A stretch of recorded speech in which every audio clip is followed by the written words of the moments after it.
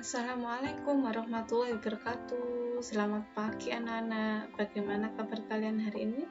Semoga kalian tetap sehat dan tetap semangat dalam belajar kimia. Pada pertemuan hari ini kita akan mempelajari tentang laju reaksi pada sub pokok bahasan faktor-faktor laju reaksi.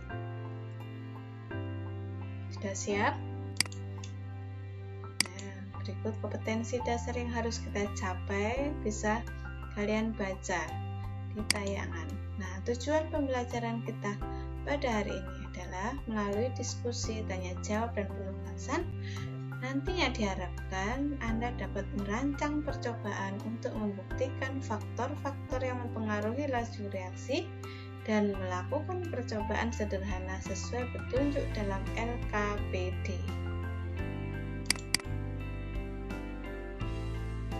Untuk cakupan materi yang akan kita pelajari pada pertemuan ini adalah sebagai berikut, bisa kalian lihat pada tayangan.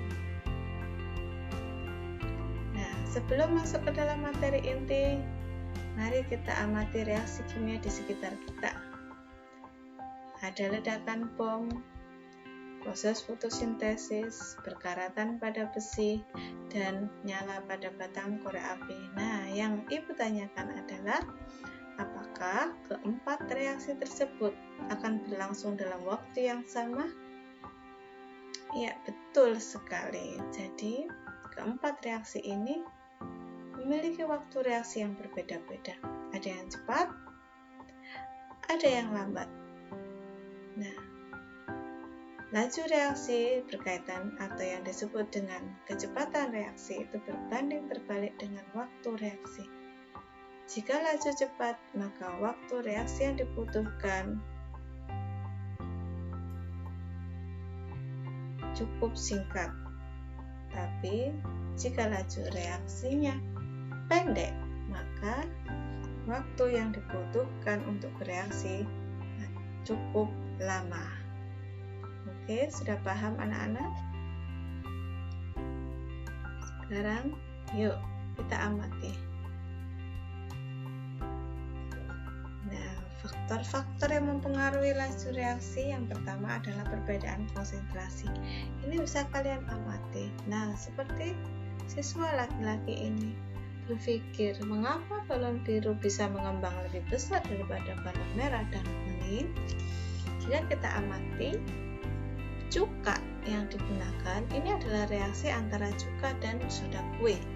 Pada balon merah digunakan cuka 5%, sedangkan pada balon kuning 15%. Nah, pada balon biru digunakan cuka dengan konsentrasi sebesar 25%. Nah, dari sini terlihat bahwa pada konsentrasi cuka yang 25% yang tertinggi di antara ketiganya akan menghasilkan balon yang mengembang jauh lebih besar. Ini menunjukkan konsentrasi mempengaruhi laju reaksi. Faktor yang kedua adalah perbedaan luas permukaan. Nah, yang dipikirkan anak perempuan untuk memasak bubur merah, mana yang akan kita gunakan? Apakah gula merah dalam keadaan utuh ataukah gula merah yang telah disisir? Nanti akan kita buktikan. Untuk perbedaan suhu, kita bisa mengamati. Nah, pada kondisi manakah yang memungkinkan gula pasir akan lebih mudah larut? Apakah di air panas ataukah air dingin? Nah, jelas, Ibu yakin kalian semua sudah tahu jawabannya. Yang keempat adalah peran katalis. Nah, peran katalis terhadap laju reaksi dapat diistilahkan seperti mak comblang dalam hubungan manusia. Nah, jadi Mr. Katalis itu adalah penyerta dalam reaksi yang akan membantu mempercepat terjadinya reaksi. Nah, sebagai buktinya bagaimana bisa mempengaruhi laju reaksi, maka yang pertama adalah perbedaan konsentrasi. Ketika kita amati secara mikroskopis, ini adalah kondisi pada konsentrasi rendah. sedangkan yang di sebelah kanan adalah kondisi pada konsentrasi yang tinggi. Nah, dari sini terlihat ternyata jumlah partikelnya jauh lebih banyak pada konsentrasi yang tinggi. Oleh karena itu, semakin tinggi konsentrasi, maka reaksi akan berjalan lebih cepat. Sehingga tadi pada percobaan menunjukkan bahwa balon biru akan mengembang lebih besar. Yang kedua adalah perbedaan luas permukaan. Tadi kita mengamati adanya gula merah yang berbentuk utuh, masih utuh dan yang sudah disisir. Nah, jika kita buktikan, kita lihat pada reaksi ini, reaksi antara besi dengan asam klorida. Pada gambar sebelah kiri, kondisi besi dalam bentuk serbuk, sedangkan pada sebelah kanan besi dalam bentuk batangan. Nah, dilihat di sini, gelembung gas hidrogen yang dihasilkan akan lebih banyak pada kondisi serbuk. Nah, ini menunjukkan bahwa semakin besar luas permukaan, reaksi akan berjalan lebih cepat. Yang ketiga adalah perbedaan suhu. Tadi apakah di air panas ataukah di air dingin gula yang akan lebih mudah larut. Nah, ternyata pada kondisi suhu rendah gerakan partikelnya seperti ini, tapi pada kondisi suhu tinggi partikel bergerak sangat aktif. Inilah yang menyebabkan semakin tinggi suhu maka reaksi akan berjalan semakin cepat. Yang keempat adalah peran katalisator. Kita amati pada proses fotosintesis. Dulu ketika SD, Bapak Ibu guru kita menjelaskan bahwa proses fotosintesis hanya akan bisa terjadi pada tumbuhan yang berwarna hijau. Nah, kenapa hanya tumbuhan yang berwarna hijau? Ternyata di dalam tumbuhan yang berwarna hijau itu ada zat hijau daun atau yang disebut sebagai klorofil. Nah, klorofil inilah yang berperan sebagai katalisator dalam proses fotosintesis.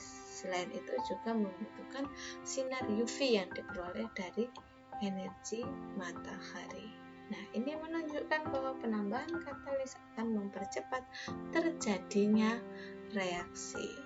Nah, anak-anak, pada pembelajaran ini dapat kita simpulkan bahwa ada 4 faktor yang mempengaruhi laju reaksi. Ada konsentrasi, luas permukaan, suhu, dan katalis. Apakah sudah paham? Ibu yakin kalian semua pasti paham. Nah, untuk materi berikutnya kita akan mempelajari bagaimana konsentrasi, luas permukaan, suhu, dan penambahan katalis bisa mempengaruhi laju reaksi. Kita tinjau lagi lebih dalam, kita lihat mikroskopisnya. Nah, untuk itu selamat belajar. Untuk mempersiapkan pada pertemuan selanjutnya, kalian bisa membaca modul tentang teori tumbuhan. Oke anak-anak, tetap jaga kesehatan, tidak perlu keluar rumah jika tidak terlalu penting, dan gunakan masker ketika di luar rumah. Semangat belajar, belajar di mana saja dan kapan saja. Wassalamualaikum warahmatullahi wabarakatuh.